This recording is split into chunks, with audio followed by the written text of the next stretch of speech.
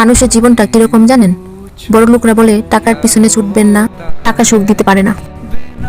আবার গরিবরা বলে প্রচুর টাকা ইনকাম করা দরকার, টাকা দিয়ে সুখ কিনা যায়। সেই সেই 10 তলায় ঘুমিয়ে থাকা মানুষগুলো ভাবছে রাস্তার দুপাশে মানুষ কত নিশ্চিন্তে ঘুমাচ্ছে, কি সুখে ঘুমাচ্ছে। আর রাস্তার দুপাশে ঘুমিয়ে থাকা মানুষগুলো মনে মনে ভাবছে ওই উপরতলার মানুষগুলো মনে হয় কত সুখে কত শান্তিতে ঘুমাচ্ছে।